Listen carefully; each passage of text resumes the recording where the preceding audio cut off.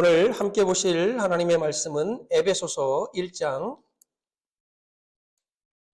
15절로 23절까지의 말씀입니다. 에베소서 1장 15절로 23절까지의 말씀.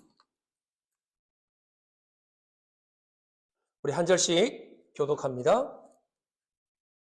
이로 말미암아 주 예수 안에서 너희 믿음과 모든 성도를 향한 사랑을 나도 듣고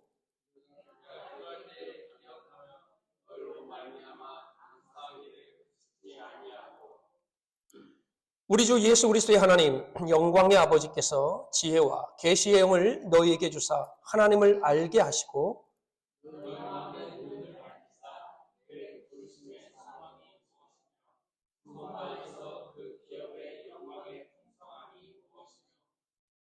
그의 힘의 유력으로 역사하심을 따라 믿는 우리에게 베푸신 능력의 지극히 크심이 어떠한 것을 너희로 알게 하시기를 구하노라.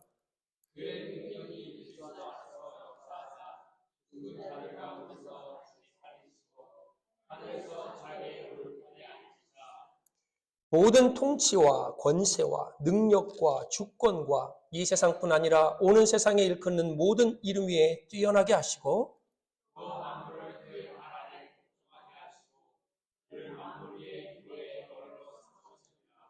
함께 봅니다. 교회는 그의 몸이니 만물 안에서 만물을 충만케 하시는 이의 충만함이니라. 아멘. 지난주에 우리가 에베소 1장 1절로 14절까지의 말씀을 보았습니다. 옥중서신을 제가 설교하겠다고 여러분에게 말씀을 드렸고 에베소서는 교회론에 관련된 말씀이라 얘기를 드렸고요. 골로새서는 기독론, 그리스도론, 이단들이 교회 안에 들어왔는데 그 이단들을 어떻게 퇴치하고 예수 그리스도는 어떠한 분이신가를 말씀하고 있는 것이 골로새서입니다. 이 두 문서는 신학적인 내용이 담겨져 있죠. 에베소서와 골로새서. 그런데 빌립보서와 빌레몬서는 신학적이기보다는 이 신학이 우리의 삶에 어떻게 나타나느냐, 바로 실천적인 이야기가 빌립보서와 빌레몬서에 담겨져 있습니다. 예수를 믿는 우리, 신학을 가진 우리, 하나님을 믿는 우리, 성령님을 믿는 우리가 이단들을 어떻게 말씀으로 구별하고 이 교회가 어떻게 하나님의 은혜 안에 세워져 가는 것을 우리가 신학적으로 잘 정립이 되어졌다면 우리의 삶이 그 신학을 바탕으로 아름답게 나타나야 되는 것입니다. 그게 기쁨이고 그게 사랑이고 그게 배려인 것입니다. 그래서 이 옥중서신을 통해서 저와 여러분들이 신학적인 면뿐만 아니라 실천적인 면도 함께 우리의 믿음 안에서 성장해 나가야 됨을 알아야 될 것입니다. 바울은 놀랍게도 사역의 열매가 있고 형통할 때뿐만 아니라 감옥에 갇혀 있을 때도 하나님의 선하심과 인자하심을 고백했습니다. 우리가 너무나 잘 아는 빌립보 감옥에 있을 때 바울과 실라가 찬양하는 내용이, 기도하는 내용이 등장하죠. 그는 자신에게 일어난 일들을 그냥 현세적인 사건으로 이해하거나 받아들이지 않았습니다. 내가 감옥에 있지만, 내가 지금 자유롭지 못하지만 그는 감옥 안에서 전 세계를 움직이는 가장 강력한 파워를 행사했던 사람이 바로 바울입니다. 우리는 조그마한 문제가 나를 얽매이고 가두면 모든 것이 끝났다라고 생각할 때가 가끔 있습니다. 내 힘으로 이 문제를 풀 수 없으면 머리를 쥐어짜죠. 그리고 도움을 구하거나 아니면 이 문제를 해결할 수 있을 만한 능력을 가진 사람들을 찾기 시작합니다. 그리고 그 한계까지 무너질 때 우리는 좌절하고 실망하고 절망합니다. 바울은 얼마든지 하나님 앞에 따질 수도 있었습니다. 내가 하나님의 복음을 증거하고 내가 하나님의 일을 감당하는데 왜 나를 이 감옥에 가두는 것입니까? 사람들로부터 드러나게 해도 사람들로부터 칭송을 받아도 시원찮을 판에 왜 하나님은 나를 이곳 어두운 곳으로 이 아픈 곳으로 나를 몰아넣습니까? 라고 얼마든지 하나님 앞에 한탄하며 따질 수 있습니다. 그러나 바울은 자기에게 일어나는 모든 일들, 때로는 죽은 줄 알고 돌로 맞아 죽은 줄 알고 내침을 당했다. 동족들의 위험, 강의 위험, 바다의 위험, 수많은 위험, 그 위협 속에서도 그가 고백했던 것은 바로 이겁니다. 하나님의 은혜를 내가 받았기 때문에 그 은혜가 나에게 족한 걸 알고 어떤 상황이 오더라도 그것을 현세적이고 현실적인 상황으로 풀어내지 않고 그런 영적의 눈으로, 신령한 눈으로 해석했다는 것입니다. 몸은 자유롭지만 영혼이 눌려있는 사람들이 있습니다.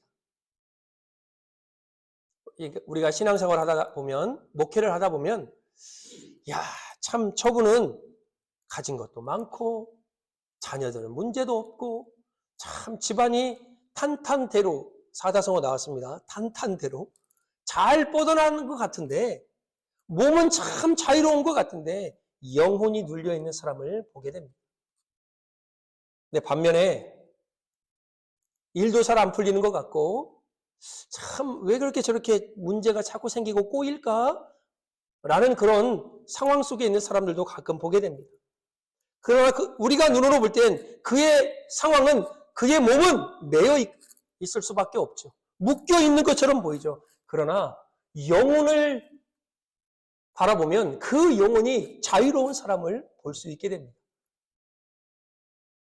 하나님의 은혜를 노래하고 어려움 속에서도 하나님의 사랑을 간구하고 매여 있는 그 상황 속에서도 하나님을 향하여 마음껏 기도하며 나가는 그런 사람들이 우리 주위에도 너무나 많습니다. 저와 여러분들은 어떤 사람입니까? 몸은 자유롭지만 영혼은 매여 있는 사람인지, 비록 몸은 매여 있지만 내 영혼은 자유로운 사람인지를 우리는 뒤돌아봐야 될 것입니다. 지난주에 제가 하나님께서 우리에게 주신 신령한 복에 대해서 말씀을 드렸습니다. 세 가지가 뭐였죠? 하나님께서 우리를 선택했다. 우리를 예정했다. 이 선택은 예수 그리스도 안에서 되어진 것이고, 이 선택은 창세 전에 되어진 것이고, 이 선택은 하나님의 사랑에 의해서 되어진 것이라 성경은 기록하고 있습니다. 그리고 그 신령한 복 두 번째는 우리를 구속하셨다. 누구로? 예수 그리스도의 보혈의 피로 말미암아 하나님께서 우리를 구속했다라고 말씀합니다. 이것을 성경은 은혜라고 말합니다. 받을 자격이 없고 그런 일을 스스로 행할 능력도 없는 우리들을 위해 하나님이 행하신 일, 그것이 바로 은혜입니다. 그래서 우리는 긍휼하심을 받고 때를 따라 돕는 은혜를 얻기 위하여 은혜의 보좌 앞으로 담대히 나아갈 것이니라. 말씀을 암송하니 참 좋죠. 하나님께서 나에게 때를 따라, 상황에 따라 그 말씀으로 나에게 은혜를 주시기 때문에. 세 번째로 하나님의 신령한 복을 뭐라 했습니까? 바로 하나님께서 우리를 성령으로 인쳤다라고 말씀했습니다. 여러분, 구약의 할례가 바로 이런 기능을 감당했습니다. 하나님의 백성, 유대인, 이스라엘 백성이 되기 위해서는 할례를 통하여 너는 우리 백성, 우리 유대인, 이스라엘 민족의 한 일원이라는 인치심을 받은 게 바로 할례입니다. 그런데 성령께서 예수 그리스도를 통해서 우리를 인치셨다고 말합니다. 저와 여러분들을 하나님의 자녀라 도장을 꽉 찍었다라는 말씀입니다. 그리고 그 말씀 이후에 오늘 바울의 기도가 등장합니다. 이 바울의 기도 안에는 하나님께 감사하는 내용, 그리고 예배소 교회를 향한 중보의 기도, 그리고 하나님의 능력을 찬양하는 내용들이 이 안에 담겨져 있습니다. 오늘 사도 바울은 15절에 보면 이로 말미암아 주 예수 안에서 너희 믿음과 모든 성도를 향한 사랑을 나도 듣고 라고 말합니다. 하나님의 신령한 복을 받은 너희, 이로 말미암아, 이거를 원어적으로 보면 이런 이유 때문에 내가 기도하는데 그 기도의 첫 번째가 뭐냐? 바로 너의 믿음과 너의 성도들의 서로를 향한 사랑이라 말합니다.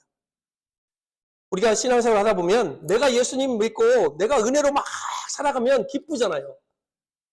그럴 때 하나님 앞에 감사하잖아요. 그런데 더 기쁘고 더 감사할 때가 언제죠? 나로 인해서 예수 그리스도를 믿고 나로 인해서 하나님을 알게 됐고 나로 인해서 교회로 인도되어서 그 사람이 믿음 안에서 성장하고 그 사람의 신앙이 성숙해 가는 것을 보면 그것처럼 더 행복한 일이 없다라는 것입니다. 알 사람이 없도다. 이 성경 왜? 아는 사람만 안다라는 거예요. 이것을 경험해 본 사람만이 이 말의 의미를 안다라는 것입니다. 제가 지난날 청년들 성경 공부를 참 많이 했습니다. 그러면 그 청년들 모임 중에 보면 어떤 애는 어렸을 때부터 잘 믿어서 신실한 애가 있어요.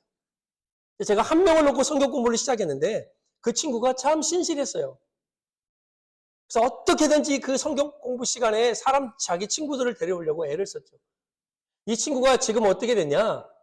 목사님이 됐어요. 감리교 목사가 돼서 한국에서 목회를 잘하고 있어요. 자, 이런 소식을 들으면 내가 기쁘지 않겠습니까? 근데 이 친구가 어느 날 자기 친구 한 명을 데리고 왔습니다. 근데 이 친구는 교회를 다녀본 적도 없고 예수님에 대해서 들어본 적도 없는 친구예요. 근데 얘가 눈이 완전 다 새빨개 가지고 왔습니다. 3일 동안 잠을 못 잤는데 잠을 잘 때마다 악몽을 꾸어서 무서운 꿈을 꿔서 잠을 자기가 싫대요. 그래서 이 아이에게 제가 예수 그리스도가 누군지를 설명하고 그분이 너에게 어떠한 일을 하셨는지를 말씀하고 그가 그 자리에서 예수 그리스도를 주로 영접했습니다. 그리고 제가 전에 한번 말씀드렸나 모르겠는데 이 친구가 이제 또 다음 주에 와야 되잖아요. 너가 다시 그 악몽을 꾸면 네가 예수님을 의지하고 예수님께 기도했는데도 불구하고 그 악몽을 꾸면 네가 내 뺨을 때려도 좋다. 제가 이렇게 공포를 했습니다. 저는 이제 집에 가서 교회 가서 어떻게 기도하겠어요? 하나님, 저 뺨 맞기 싫습니다. 이 아이에게 하나님의 역사를 보여주십시오. 그리고 그 아이가 다음 주에 왔습니다. 전도사님, 저 너무너무 평안하게 잠을 잤대요. 그리고 그 악몽을 이제 한 번도 꾼 적이 없대요. 그 친구가 어떻게 됐나 알아봤더니 그 친구는 친구 따라 강남 간다고 그 친구가 신학 갈 때 이 친구도 같이 신학교를 따라가서 신학교에 와서 같이 감리교 목사가 되어 있습니다. 어느 날 제가 고향교회에 떠난 지 10년 만에 그 교회에 중고등부 수련회가 있어서 강사로 가게 되었습니다. 오랜만에 고향교회 가니까 여기저기서 이제 그전에 목사가 되었는데도 저를 청년 때부터 보았던 권사님들, 전도사님들이 덕길이 왔네 막 그러잖아요. 근데 그러다 목사님이시죠? 그러면 제가 일부러 그런 것 같기도 하고 한번 덕길이라고 불러보고 싶어서 괜찮아요. 뭐 어렸을 때부터 같이 지낸 덕길이라고 편하게 하세요. 제가 어떻게 해요? 목사님한테 덕길이라고 해요. 막 그 강약을 조절하면서 이렇게 장난하고 그런 교회 제가 이제 10년 만에 갔습니다. 너무나 즐겁고 너무나 행복하죠. 너무나 또 익숙한 것도 많고 밤마다 날을 새면서 그 중보기도실에서 새벽기도실에서 함께 잤던 권사님들이 막 나를 너무나 반겨주는 거예요. 그런데 어느 젊은 처자가 애기 둘을 안고 막 나한테 막 뛰어오더니 선생님하고 안기는 거예요. 그래서 깜짝 놀랐죠. 처음 보는 여자가 달려와가지고 나한테 왜 선생님이라고 봤더니 이 친구가 제가 전도사 시절 때 중고등부였던 아이였어요. 그 아이가 10년이 지난 후적 커가지고요. 시집가서 애를 낳고 와서 저한테 그렇게 반갑게 맞이하는 겁니다. 여러분, 내가 신앙생활하고 내가 주님 안에서 기쁨을 누리는 것 행복하지만 오늘 사도 바울은 이로 말미암아 주 예수 안에서 너의 믿음과 모든 성도를 향한 사랑을 나도 듣고 내가 기도할 때 기억하며 너희로 말미암아 감사하기를 그치지 않았다라고 말합니다. 이게 우리의 기쁨이 돼야 돼요. 나 혼자 예수 믿고 나 혼자 하나님을 알아서 행복한 것이 아니라 나로 인해서 그 누군가가 예수님을 믿고 나로 인해서 그 누군가가 교회에 와서 하나님을 알게 되고 그가 믿음 안에서 성장하는 것을 보게 될 때 그만큼 아름답고 기쁜 일이 감사한 일이 없다라는 것입니다. 그래서 사도 바울은 내가 기도할 때마다 너희를 기억한다라고 말합니다. 제가 목사 안수 받은 지 이제 20년이 됐더라고요. 제가 2005년 10월 달에 안수를 받았거든요. 그 전부터 이제 전도사 시절부터 거의 한 30년을 제가 사역을 한 것 같아요. 근데 가만히 뒤돌아보면 참 변하지 않는 뭐 진리 같은 게 하나 있는 것 같아요. 그게 뭐냐? 기도할 때 목사의 마음을 감동시키고 기도할 때마다 생각나는 사람이 있어요. 저는 제가 기도할 때마다 지금도 우리 한국에 있는 권사님들, 제가 저를 정말로 눈물로 기도해줬던 정말 어머니 같은 영적 어머니 같은 분들이 아직도 제가 기도할 때마다 그분들을 위해서 기도합니다. 여러분들은 마찬가지죠. 그러니까 목회할 때 성도들이 목사로 하여금 기도하게끔 생각나게 하는 것은 여러분의 복이라는 것입니다. 딱 눈을 감았는데 저 화상 이런 말이 나오면 안 된다는 거죠. 제가 여러분을 기억할 때마다 여러분을 위해서 기도할 때마다 하나님 감사합니다. 하나님 너무나 기쁩니다. 나뿐만 아니라 여러분의 기도 속에 옆에 있는 여러분이 기도할 때마다 기억나게 하는 아름다운 기억이 있고 감사하는 기억이 있고 누군가의 기도 속에 생각나고 기억에 남는 삶으로 우리가 살아가야 된다는 것입니다. 에베소 교회 교인들은 사도 바울이 기도할 때마다 그들의 사랑과 그들의 믿음을 듣고 얼마나 그 험난한 그곳에서 우상의 도시에서 음란의 도시에서 그들이 하나님을 믿고 하나님의 사랑과 믿음 안에서 살아나는 것을 보고 사도 바울은요 견딜 수 없는 기쁨과 감사를 하나님께 드렸습니다. 17절에 보면 우리 주 예수 그리스도의 하나님 영광의 아버지께서 지혜와 계시의 영을 너에게 주사 하나님을 알게 하시고 여러분 사람은요 아는 만큼 생각하고 행동합니다. 그래서 따라서 무엇을 아는가 얼마나 아는가는 풍성한 삶을 살기 위한 중요한 요소입니다. 우리가 사람을 아는 방법은요 그냥 이렇게 뭐 전기를 읽거나 위인전을 읽어서 알 수도 있지만 그것은 그 사람에 대해서 아는 거지 그 사람을 아는 것이 아닙니다. 제가 이렇게 사람들을 사귀다 보고 또한 이렇게 전에 홈스테이를 하다 보니까 어른들이 그러잖아요. 머리 검은 짐승은 거두는 게 아니라고. 참 저는 이 사람이라는 존재가 그냥 떨어져 있을 때는 이 아이들이요, 이 중고등부 학생들이요, 정말 그렇게 머리를 비상하게 쓰는 줄 저는 몰랐어요. 떨어져 있는 아이들이 집안에 함께 살면요, 이거는 틀려요. 사람을 멀리서 봐서 장로님 참 좋구나, 우리 권사님 참 좋구나. 그러나 함께 살아보면, 함께 생활해보면 그 사람의 진짜 모습을 볼 수 있다는 것입니다. 우리가 하나님에 대해서 아는 게 아는 만큼을 알고 계십니까? 여러분은 예수님에 대해서 얼마만큼 알고 계십니까? 그냥 누군가에게 들어서 신앙서적을 통해서 하나님은 이런 분이시지, 예수님은 이런 분이신 것이 아니라 성경을 통해서 우리 다음 주에 이제 큐티에 대해서 하는데 하나님의 말씀을 통해서 내가 기도함으로 내가 하나님의 말씀을 주야로 묵상함으로 그 하나님에 대해서 알아가야 되는 거예요. 안 만큼 내 신앙이 성숙해지는 것입니다. 30년, 40년을 신앙생활 했다고 중요한 게 아니라 단 1년, 2년을 하더라도 내가 하나님을 아는 만큼 내 신앙을 증명하고 측량할 수 있다는 것입니다. 오늘 사도 바울은 그들을 향해서 말합니다. 하나님을 알게 하시기를 원한다. 하나님을 바로 알기를 원한다 하면서 그 에베소 교회 교인들이 눈을 열어 볼 수 있는 알게 하시는 그것이 무엇이냐? 바로 부르심의 소망이 무엇이고 능력의 크심이 무엇이며 교회의 충만함이 어떠한 것인 것을 하나님 저들의 눈을 열어서 알게 하여 달라고 말합니다. 하나님의 신령한 복을 받은 하나님의 백성들에게는 예수 그리스도뿐만 아니라 하나님의 부르심이 있습니다. 로마서 11장 29절에 보면 하나님의 은사와 부르심에는 후회하심이 없다라고 말씀합니다. 하나님이 저와 여러분들을 택하시면요 후회하심이 없습니다. 하나님이 우리에게 주신 은사는요 후회하심이 없어요. 이 말은 무슨 말이냐면 여러분과 저에게 주신 은사, 저는 이거를 못해요. 피아노도 못 치고 나팔도 못 불어요. 그러나 하나님이 나에게 주신 은사가 있습니다.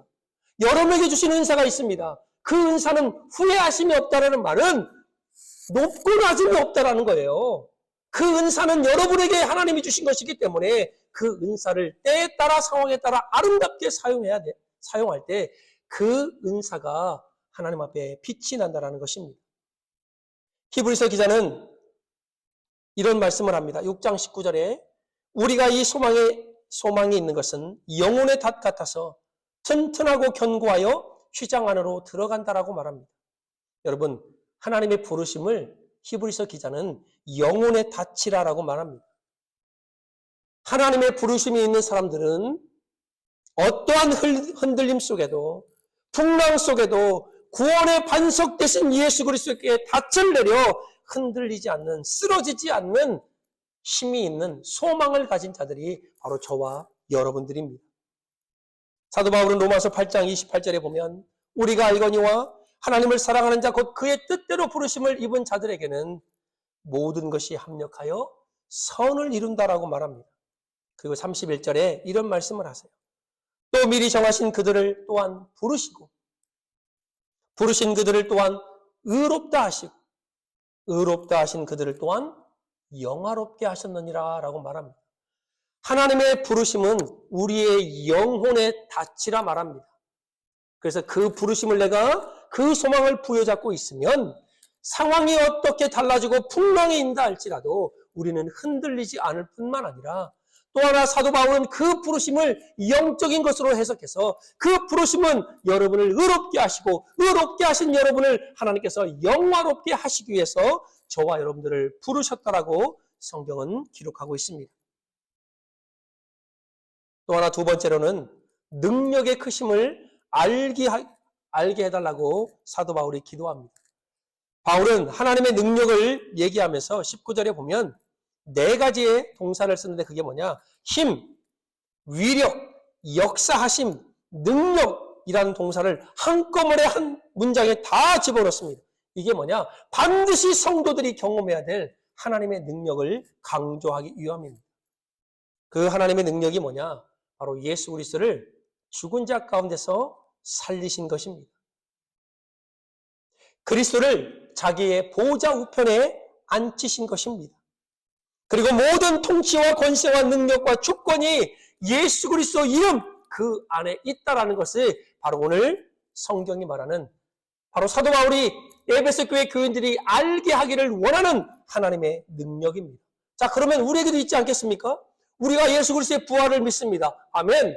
그 부활하신 예수님께서 지금도 하늘 보좌 우편에 앉아 계신 것을 우리가 믿습니다. 아멘. 예수 그리스도를 모든 이름 위에 뛰어난 이름으로 우리에게 주신 이름임을 우리는 믿고 있습니다. 그렇다면 우리에게도 하나님의 능력이 있다라는 것입니다. 빌립보서 2장 9절 11절 말씀입니다. 이러므로 하나님이 그를 지극히 높여 모든 이름 위에 뛰어난 이름을 주사 하늘에 있는 자들과 땅 아래에 있는 자들과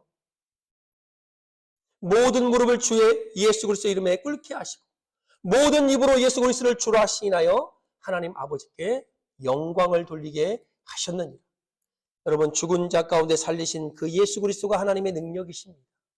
그분을 하늘 보좌 우편에 앉히신 것이 바로 하나님의 능력입니다. 이 땅에 어떤 이름보다 가장 뛰어난 이름을 주시고 모든 무릎을 그분 앞에 무릎 꿇게 하시는 그 능력이 바로 하나님의 능력인 것입니다. 이 능력을 알게 해달라고 사도 바울은 에베소 교회 교인들을 향하여 기도합니다. 그리고 마지막으로 교회의 충만함을 저들의 눈을 열어 알게 하여 주옵소서. 하나님께서 그리스도 예수 안에서 행하신 능력의 중요한 것이 이유가 뭐냐? 바로 교회를 위한 것입니다. 교회가요 그렇게 중요한 거예요. 오늘 성경을 보면 이 교회를 향해서 뭐라 말씀하시냐면 교회는 예수 그리스도의 몸이라라고 성경은 기록합니다. 그러면 예수님이 몸이면 우리는 어떤 존재로 이 교회 안에서 하나님 앞에 사용되어져야 될까요? 제가 여러분에게 이런 질문을 한번 드려볼게요. 여러분은 교회를 무엇이라고 생각합니까? 그냥 속으로만 생각하세요. 또 이렇게 또 다 한 분씩 시키면 또 복잡해지니까. 자, 교회는 뭐뭐뭐이다. 여러분이 생각하는 오늘 성경은 여러분 그 가로 안에 무엇을 넣을지는 모르겠지만 오늘 성경은 교회는 예수 그리스도의 몸이다라고 말씀하고 있습니다. 그리고 22절에 보면 그를 만물 위에 교회의 머리로 삼으셨다라고 말합니다. 그분이 몸이고 그분이 머리라면 우리는 그의 손이요, 그의 발이요, 그의 근육이요, 그의 힘줄이요, 그의 세포요, 또한 주님을 대변하는 목소리이기도 하다는 것입니다. 이 말을 다른 말로 말하면 몸을 상징하는 것은 바로 연합을 상징하는 것입니다. 어느 지체 하나 못나고 잘난 사람이 없습니다. 여러분과 저는 각 지체로서 그에 맡은 역할을 감당하면 되는 것입니다. 손톱에 뭐가 잠깐 아니면 여기 뭐가 하나만 찔려도 우리는 아프다 하자. 온 신경이 그걸로 쏠리지 않습니까? 저와 여러분들이 이 교회를 세워가는, 그리스도의 몸을 세워가는 한 지체이라는 것입니다. 그래서 교회는요, 함께 움직여야 돼요. 혼자 일하고 혼자 섬기고 그러다가는 그 사람은 금방 지쳐 쓰러집니다. 여러분, 오른다리가 강하다고 해서 오른발만 계속 써보십시오. 그러면 쥐납니다. 한쪽 발만 계속 써보십시오. 그러면 이 팔이 기능을 못하게 됩니다. 눈이 코를 향해서, 코가 눈을 향해서, 귀를 향해서, 손을 향해서 각자의 소리를 내고 뭐라 한다면 교회는, 몸은 어떻게 되겠습니까? 하나님은 교회를 그의 몸이니 만물 위에서, 만물 안에서 만물을 충만하게 하시는 이에 충만함이라고 말합니다. 눈에 보이는 이 가시적인 교회뿐만 아니라 여러분 한 사람 한 사람이 교회이라면 우리가 이 눈에 보이는 교회뿐만 아니라 저와 여러분들이 서로 아름답게 하나님의 교회를 세워가는데 연합되어져야 된다는 것입니다. 저와 여러분들은 신령한 복을 받은 하나님의 사람들입니다. 그렇다면 이제 사도 바울의 기도의 제목처럼 하나님을 바로 알고 하나님의 능력을 바로 알고 교회가 그의 몸이기에 이 교회를 아름답게 세워가는 일에 저와 여러분들이 하나님, 우리 모두가 한 몸을 이루어 이 교회를 아름답게 세워가는 이 일에 쓰임받게 하여 주옵소서라는 기도를 해야 될 것입니다. 그래서 이 교회는 주의 몸, 그리스도의 몸이기에 저와 여러분들이 소중하게 여기고 아름답게 여기고 우리 서로를 위하며 사랑하는 그런 아름다운 공동체가 되어져야 됨을 우리는 믿어야 될 것입니다. 한 몸 되어 하나님의 교회를 아름답게 세워가기를 예수 그리스도의 이름으로 축복합니다. 기도합니다.